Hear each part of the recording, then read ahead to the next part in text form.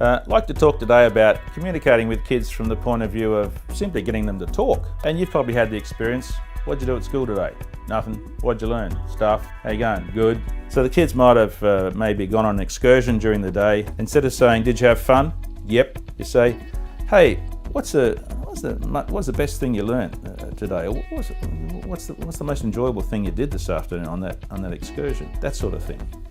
They're open questions, and they invite the person to tell you, and they actually empower the person and make them aware that you care about their excursion, rather than just saying, was it a good excursion? Yep.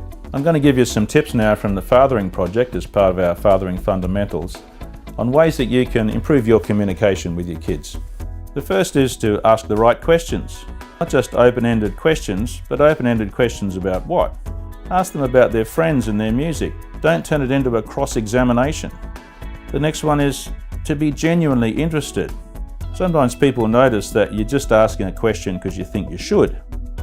Use a follow-up question. It's what I call the second question. Ask them a second question, depending on the answer to the first question. And really importantly in the Fathering Project is listen to the response. Some kids just think you're doing it because you should. But if you really listen and you don't interrupt, you don't preach, you don't judge, you empathize and listen and say, gee, that must have been hard, that is a powerful thing for kids. And finally, the best way to talk to kids is side by side, next to each other while you're washing up, next to each other in the car. It doesn't really work when you're face to face with them. They feel like it's an interrogation, side by side.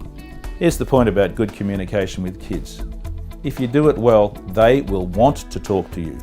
But if you don't do it well, particularly if you jump in like every dad does and you want to preach to them and solve their problems, pretty soon they won't really want to talk to you.